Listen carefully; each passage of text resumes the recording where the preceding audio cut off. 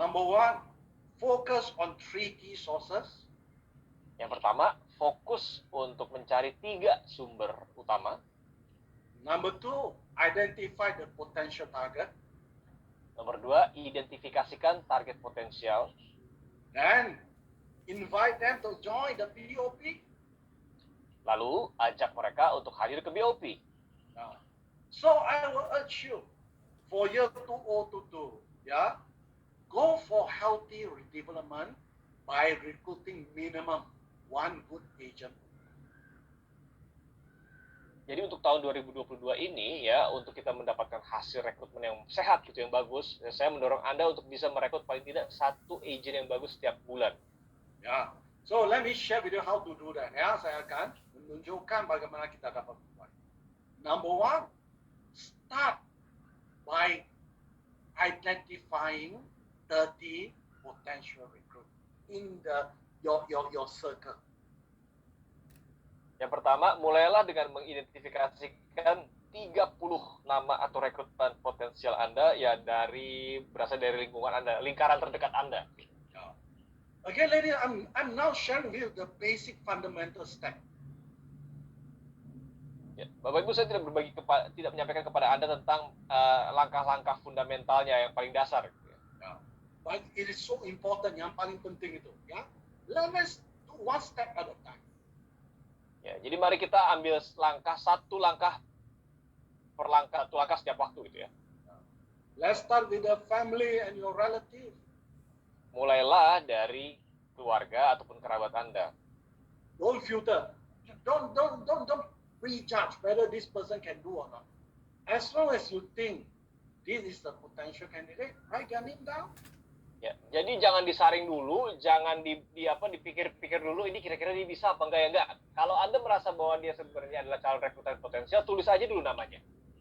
Start dengan circle yang paling dalam sekali, yang keluarga kita dan kerabat kita. Lepas itu your ex-classmate. Ya, jadi kita tadi mulai dari lingkaran terdalam gitu, dari keluarga kita, kerabat kita, barulah kemudian kita menuju ke lingkaran yang berikutnya, yaitu mungkin teman-teman sekolah Anda. Yeah. And then your personal friend, your jiran, your personal friend that you know since young. Nah, kemudian ke teman-teman Anda gitu, teman-teman Anda, tetangga Anda, orang-orang yang Anda kenal sejak Anda masih muda, masih kecil gitu ya. And then your ex-colleague. Lalu kemudian bekas teman kerja Anda. Then your social friend. Yeah, you go for all this gym, you go for cycling or whatever hobby you have. The people that you know through your hobby, the social. Ya. Kemudian teman-teman sosial Anda, teman-teman dari kegiatan-kegiatan sosial Anda, misalnya kalau Anda pergi ke gym gitu ya, atau Anda hobi bersepeda, dari teman-teman komunitas Anda misalnya. And your teman kerja, friend that you know through your work.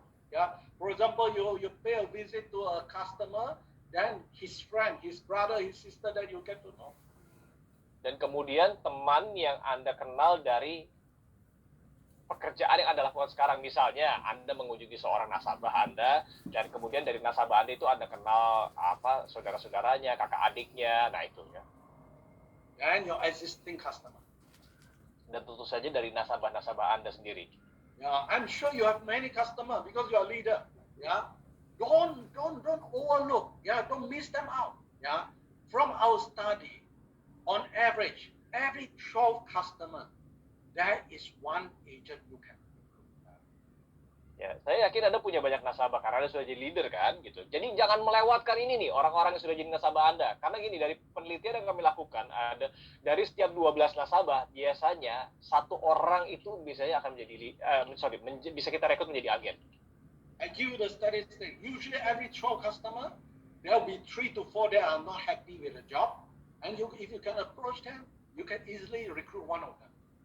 Jadi secara statistiknya begini, dari setiap 12 nasabah, mungkin ada 3 sampai 4 orang yang tidak puas dengan pekerjaannya, dan kalau Anda mendekati mereka dengan benar, dengan tepat, satu dari mereka Anda bisa rekrut jadi agent. And your personal observation include referral. Lalu melalui pengamatan pribadi Anda, termasuk kalau Anda mendapatkan referensi-referensi. So I want you to go through step by step from one circle to another circle. List down 30 names at least. Jadi saya ingin Anda melakukan itu benar-benar langkah demi langkah, lihat dari setiap lingkaran ke lingkaran berikutnya gitu ya.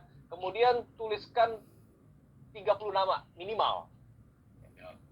After you list out the name, what do you do? Don't recruit. Don't recruit. After you list out don't recruit them. Setelah Anda tuliskan nama itu, apa yang harus Anda lakukan? Jangan direkrut. Jangan direkrut pokoknya. Setelah tuliskan nama, jangan direkrut dulu. Just conduct a survey. Nah, lakukan saja sebuah survei. So some of you already attended my class. You know this survey form, the career and lifestyle survey form. Ya, jadi bagi Anda yang sudah mengikuti kelas saya, Anda sangat tahu tentang form survei karir dan gaya hidup ini. Because the method that we should use is not just to recruit hard, but to disturb hard. Ya, karena metode yang kita lakukan, yang kami pakai itu bukan merekrut dengan dengan giat gitu ya, tapi kita justru mengusik mereka dengan giat. A person that is not uncomfortable with his current job, no matter how good you propose to him, he is not going to change. Seorang yang mungkin masih merasa sangat nyaman dengan pekerjaannya dia sekarang, ya tidak peduli seberapa keras usaha Anda untuk merekrut mereka, ya dia tidak akan berubah gitu ya, atau berganti pekerjaan untuk Anda. Then you must understand, there's no reason why he want to throw away his job and join you. Karena tidak ada alasan yang kuat bagi dia untuk meninggalkan pekerjaannya dan bergabung dengan Anda. Kalau dia masih sangat nyaman atau bahagia dengan pekerjaannya. You may say he can join me as part-time. Anda bisa saja bilang bahwa dia kan bisa gabung dengan saya sebagai part-time. But you think about it, he's happy with his job. Yeah, he's happy with his income. Why must he spend his personal time to come and join you to do life insurance? So even part-time, he may not want to do it. Tapi coba pikir deh, dia masih senang dengan pekerjaannya. Dia tidak ada masalah dengan gajinya. Terus ngapain dia harus mengorbankan waktu luangnya dia untuk melakukan pekerjaan sebagai agent ini? Jadi walaupun sebagai part-time, dia pun tidak akan jalan. Yeah. So the key is to disturb, not just to recruit. Jadi kuncinya adalah untuk mengusik terlebih dahulu, bukan hanya sekedar merekrut. So use the ADS method, approach, disturb, then only offer him solution through BO. Jadi gunakan metode ADS ya, approach, lakukan pendekatan, kemudian disturb ya, barulah setelah itu berikan solusi ya, dan mengajak dia untuk ke BOP. I want to share with you, I changed a little bit on my script. Yeah, for those who attended my approach, I changed a little. I changed in terms of the approach. I make it even more effective. Iya, bagi Anda yang sudah menghadiri training saya, mungkin Anda memperhatikan bahwa saya sebenarnya merubah sedikit tentang pendekatannya, skrip naskah pendekatannya ya. Saya membuat ini menjadi lebih efektif ya. I'm not asking you to recruit, but you start by approaching him in a very effective manner. Ya, karena saya tidak minta Anda untuk merekrut, tapi yang saya minta adalah melakukan pendekatan dengan cara metode yang efektif. The 30 names that you listed, you go and talk to them. Dari 30 nama yang tadi Anda sudah tuliskan, Anda datangi mereka, bicara dengan mereka. You tell him, I'm here not to sell you anything or recruit. No, don't worry. I'm just getting your help to fill up a survey form. Ya, jadi bilang saya kesini tuh bukan untuk merekrut, tenang aja, nggak usah khawatir gitu ya. Saya kesini untuk minta bantuan kamu untuk mengisi formulir ini, form ini gitu ya, kuesioner ini. You start by telling him, lately my company is conducting a survey, trying to understand what are the career and lifestyle which Indonesian desire. Ya, jadi bilang bahwa saat ini tuh perusahaan saya tuh sedang melakukan survei ya untuk memahami atau mengetahui tentang bagaimana sih karir dan gaya hidup yang paling diinginkan oleh orang Indonesia.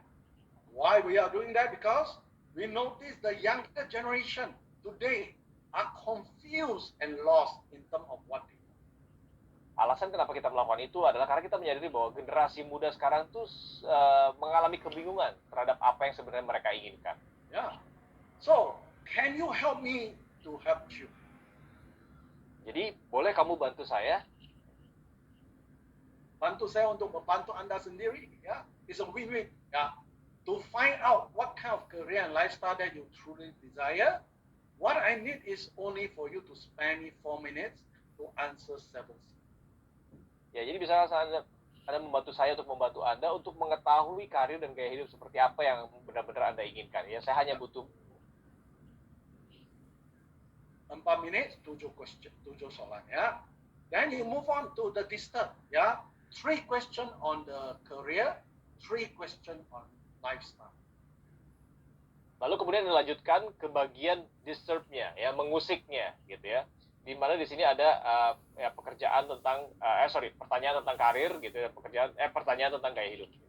Ya, 3 dan soalan yang ketujuh adalah untuk invite them to come for the POP.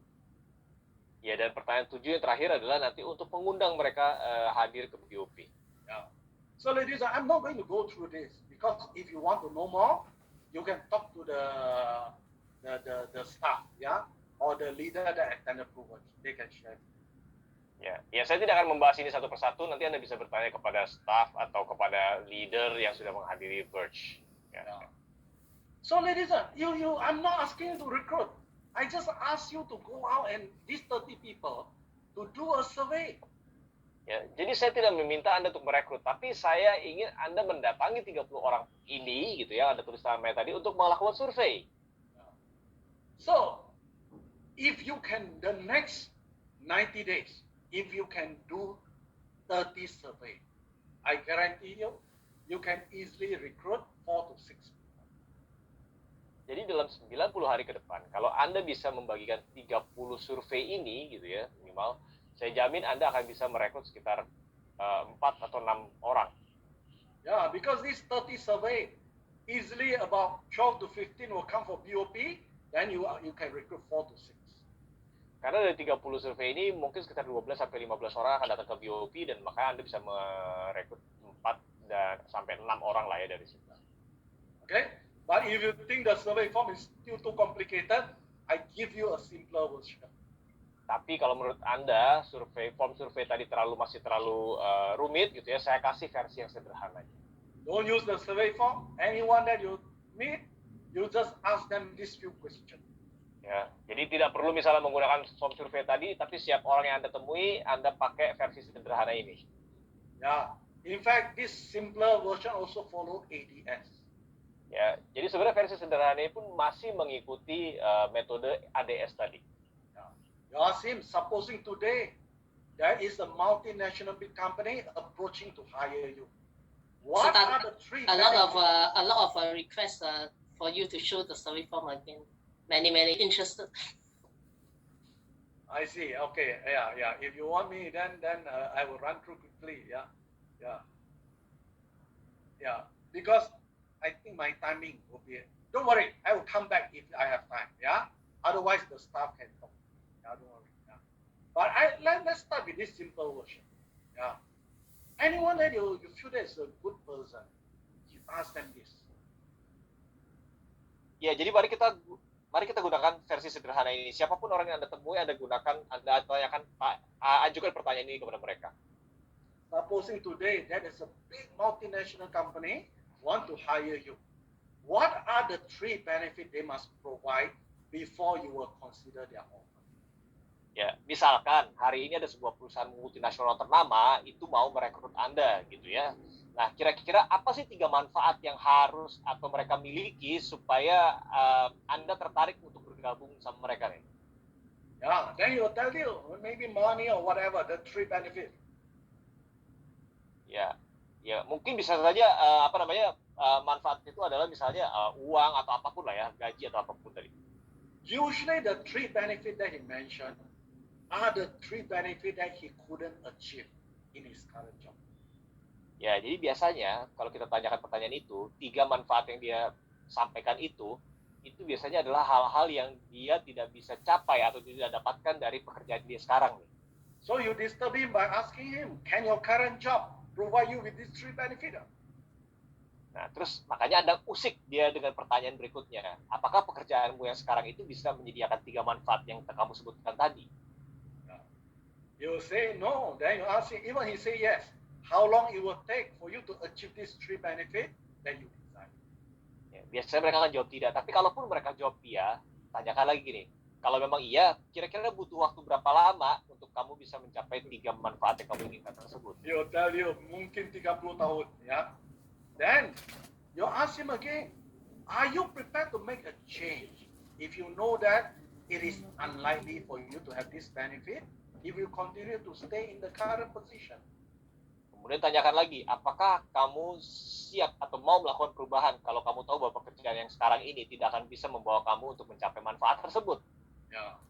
So then you close by asking him, today, if there's an opportunity that may offer you these three benefits, are you willing to explore?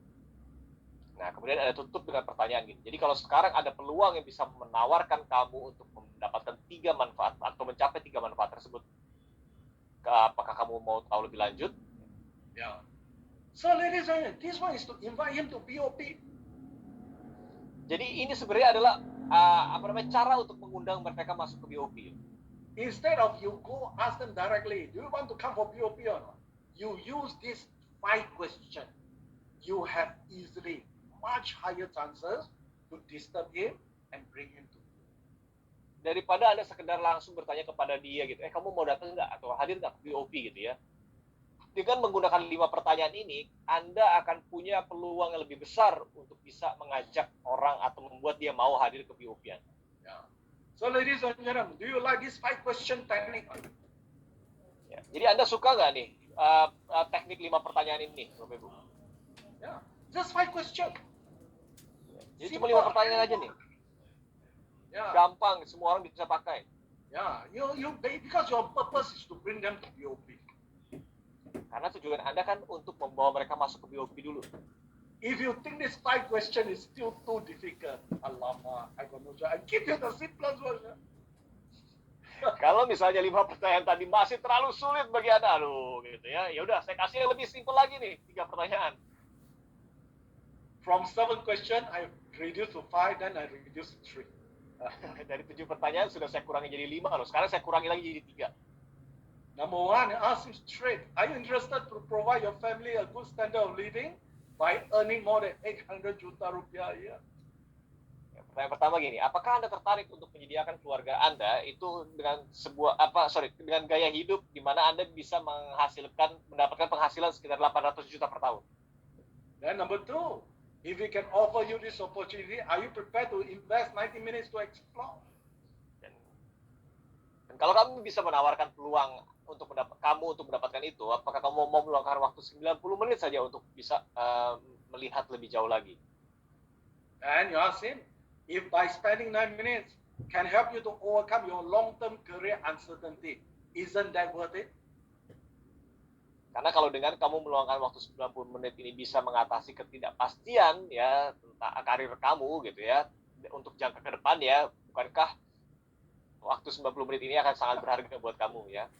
Yeah, when Ibu Wawan asked me, can I come up with some simpler one? Ladies and gentlemen, these are the simplest. Tuhan minta kepada saya, bisa nggak sih dengan naskah yang lebih simple? Ini udah paling simple, teman-teman. Ya. Yeah, from 3 stages. Yes or no? Sampaikan kepada dia bahwa kehidupan kita itu dibagi dalam 3 tahapan. Stage number 1, the learning period from age 1 to age 23. Ya, tahapan pertama adalah periode belajar kita, biasanya dari usia 1 sampai 23 tahun. Stage number 2 is the career development period from age 24 until 60.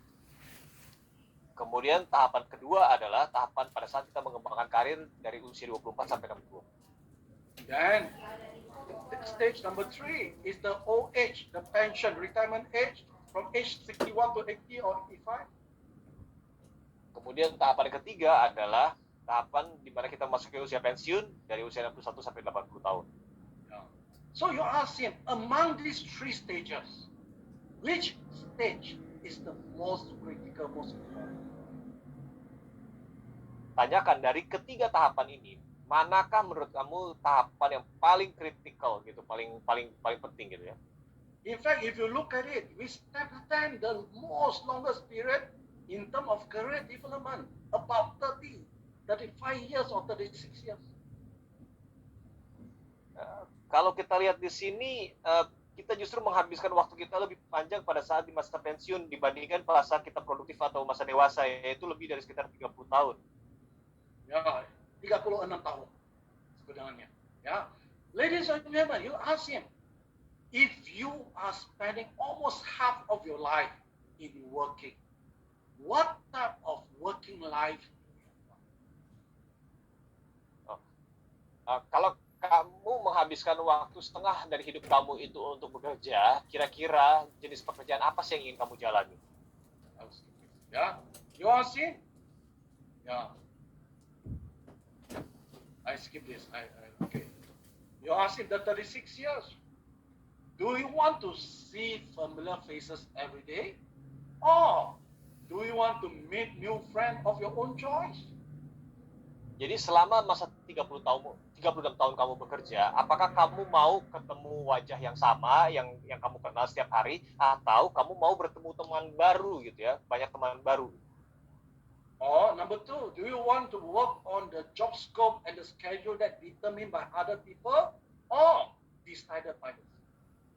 Atau kamu mau kerja di sebuah pekerjaan di mana lingkup kerjanya dan rencananya sudah dijadwalkan setiap hari untuk kamu, atau kamu yang bisa menjadwalkan sendiri rencana kerja kamu? This long 36 years, every year, do you just want to work from home to office, office back home?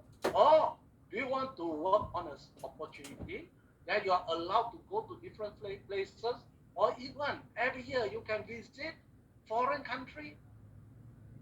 Dan selama 36 tahun, apakah kamu ingin habiskan dengan perjalanan setiap hari hanya bolak-balik dari rumah ke kantor, kantor ke rumah gitu ya? Ataukah kamu bisa pergi setiap hari untuk mungkin ketemu orang di lokasi yang berbeda, keluar kota, atau mungkin ya pergi keluar negeri gitu setiap tahun?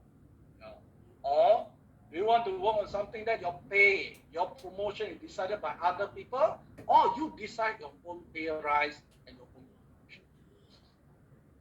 Ataukah kamu mau kenaikan gaji kamu dan promosi kamu itu diputuskan atau ditentukan oleh orang lain, atau kamu yang mau menentukan sendiri gaji dan juga promosi kamu? Or you want to worry every day on the normal job routine, or you want to worry about your future? Atau kalau kamu harus mengkhawatirkan sesuatu, apakah kamu lebih memilih untuk khawatir dengan rutinitas harian, atau lebih baik khawatir atau memikirkan gitu ya, lebih tepat memikirkan tentang peluang masa depan? Oh, number 6, yeah, you want to walk on a journey that is getting narrower and narrower when you become older, or on a journey that's getting wider. Nomor 6, apakah kamu akan berjalan di jalan yang semakin sempit ya, seiring bertambahnya usia semakin tua ya, ataukah kamu ingin jalan yang semakin lebar ya, ke depannya? Number 7, you want to work on something whereby you are asked to retire, or you can choose to retire. Ya, nomor 7, apakah kamu mau bekerja di satu kondisi di mana kamu nanti akan dipaksa untuk pensiun gitu, atau kamu bisa memilih sendiri kapan kamu bisa pensiun? Number 8, you want to work on something that have false security. You think you are secure, but you can replace easily. Or you create your own security. Nomor 8, apakah Anda mau kerja di tempat di mana apakah Anda memiliki rasa keamanan yang semu gitu ya, di mana Anda merasa aman dengan pekerjaan tersebut, padahal Anda bisa digantikan oleh orang lain setiap saat gitu ya, atau Anda mau menciptakan rasa aman akan pekerjaan Anda sendiri. Finally, you want to work on something that have a limit in terms of your income, or the sky is the limit. Kemudian, apakah Anda kamu mau bekerja dengan adanya batasan gitu ya atas penghasilan kamu, atau kamu ingin bahwa langit itu adalah batasannya? Ladies and gentlemen, this 9th question is also a disturbing question. Bapak Ibu, 9 pertanyaan ini juga adalah pertanyaan-pertanyaan untuk mengusik. I urge you to make use of this, yeah, during your recruitment.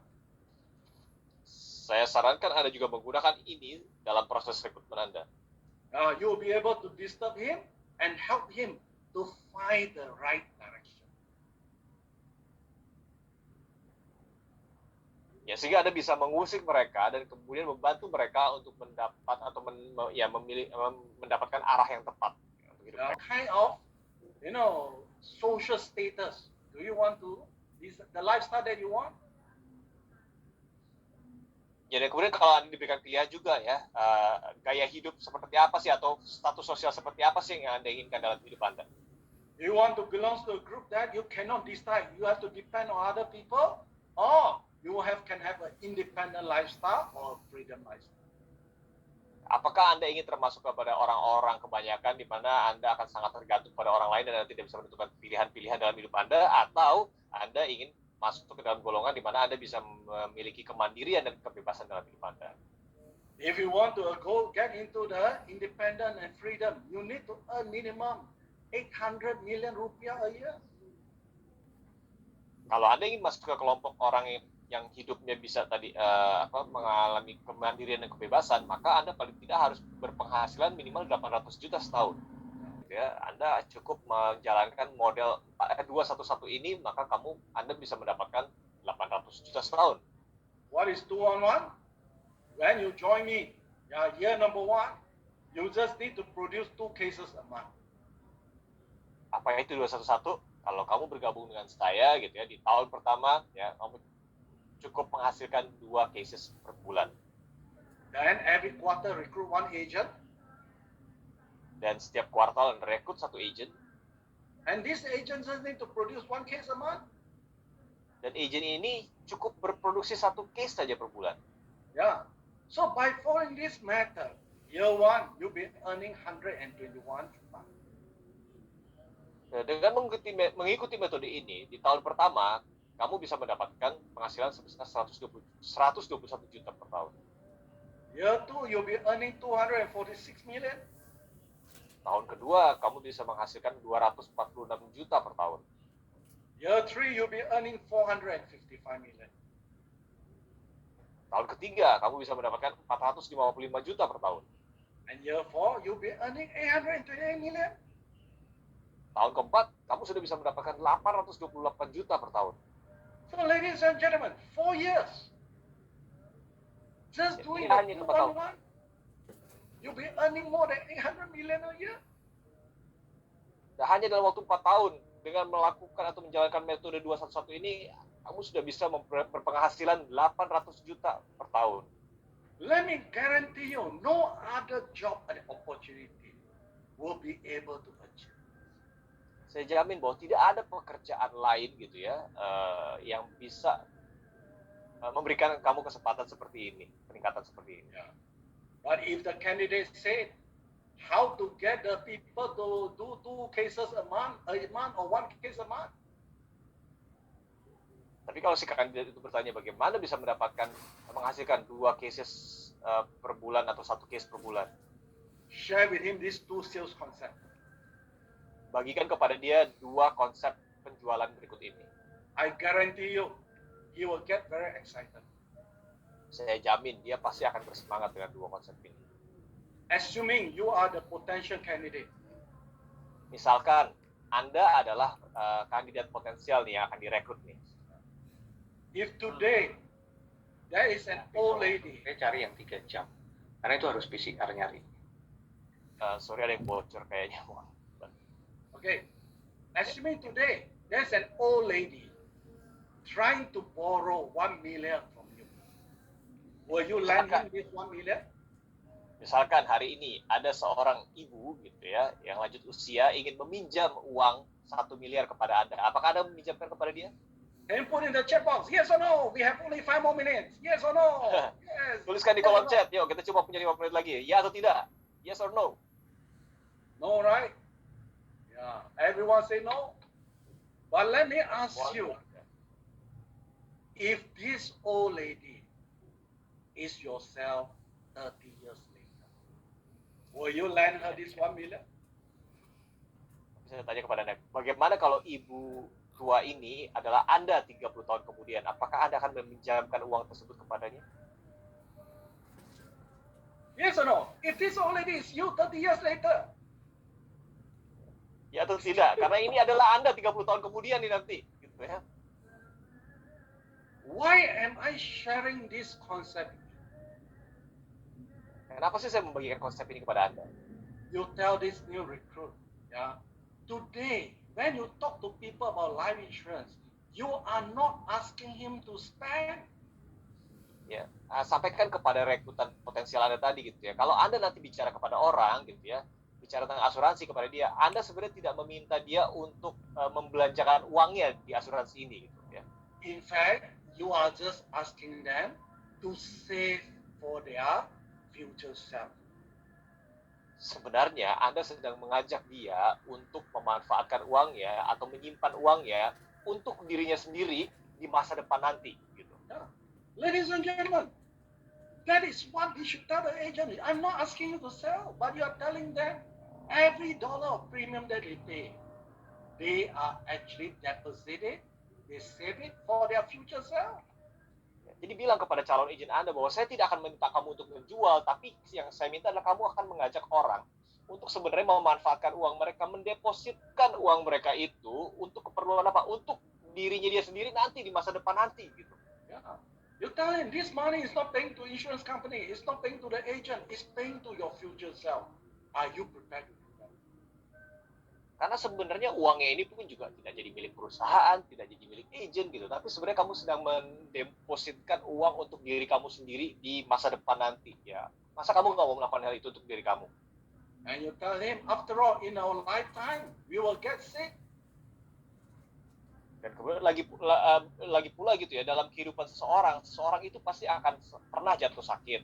Yeah. And when we get sick, we need to go and see doctor. Dan ketika sakit tentunya kan harus pergi ke dokter. And when we see doctor, we need to pay money. Dan ketika ke dokter tentu saja butuh uang untuk bayar dokternya. And today you have a choice to use your own money to pay or to use my money to pay. Whose money do you want to use? Dan sekarang saya kasih kamu pilihan. Kamu bayar dokternya pakai uang kamu sendiri atau pakai uang saya? Ayo, uang siapa yang kamu mau gunakan? He will say your money, of course. Yeah. Then you tell him, can you see this or not? Today, this the way how we talk to people about life insurance. We are not asking you to sell. Ya, dia pasti akan jawab ya, pakai uang kamu lah. Nah, kemudian Anda bilang lagi bahwa, kamu lihat nggak bahwa seperti inilah sekarang kita bicara kepada orang sejiwa. Kita nggak bilang kepada mereka untuk menjual produk, enggak. Yeah. So you tell him, share these two concepts. By using this concept, every 1 month, how many people are you able to close them? Ya, jadi Anda bagikan 2 konsep ini saja, kemudian tanyakan, nah kalau dengan 2 konsep ini kira-kira setiap bulan gitu ya, berapa banyak orang yang kamu siap untuk kamu bagikan 2 konsep ini, kemudian akhirnya menghasilkan penutupan penjualan dari situ. I guarantee you, he will tell you, I will be able to close one case per day. Ya, saya jamin mungkin dia akan bilang, wah kalau kayak gitu saya bisa close 1 case per hari lah gitu ya. Yeah. So ladies and in recruitment, yeah, you need to share 1 or 2 selling concept, make him open up. Jadi dalam rekrutmen sebenarnya kita perlu juga nih berbagi 1 atau 2 konsep gitu. Tujuan apa? Buat dia terbuka pikirannya tentang asuransi. Yeah. So by doing that, then you invite him to go to the BOP. Dan dengan melakukan itu, baru kemudian Anda undang dia untuk datang ke BOP. Okay?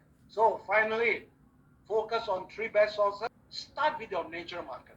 Yeah, the 13 name, try to get 2 to 3. Jadi akhirnya fokuslah kepada 3 sumber utama. Yang pertama misalnya pasar alamiah ya, dari 30 nama, cari dari 30 nama ya, dapatkan dari pasar alamiah ini. And through your personal sales, when you do presentation, every 12 people that you presented to, there will be 3 people who like your concept but they got budget problem, and these are the people you should invite them to. Dan kemudian dari penjualan pribadi Anda, dari 12 orang yang Anda datangi, presentasikan gitu ya, mungkin 3 orang akan menyukai konsep asuransi yang Anda sampaikan, tapi mungkin keterbatasan anggaran mereka. Nah, 3 orang inilah yang sebenarnya cocok untuk Anda undang ke BOP. And your client, like I say, every 12 of them, you should be able to recruit 1, and every 10 client, you should be able to get 1 good. Dan dari nasabah Anda ya, biasanya dari setiap 12 nasabah Anda tuh bisa mendapatkan 1 orang yang bisa Anda rekrut jadi agent. Dan dari 10 nasabah, biasanya Anda akan bisa mendapatkan satu referensi yang bagus. Open approach to talk. Jadi selama 90 hari ke depan, ya, gunakan tadi survei form itu kepada 30 orang, ya, dan gunakan tadi pertanyaan-pertanyaan tadi untuk melakukan proses rekrutmen kepada mereka. Kemudian undang mereka ke BOP dan bagikan juga tentang 2 konsep penjualan tadi, ya, kepada mereka. Ya, saya jamin bahwa Anda juga nanti akan melihat satu hasil yang luar biasa setelah 90 hari.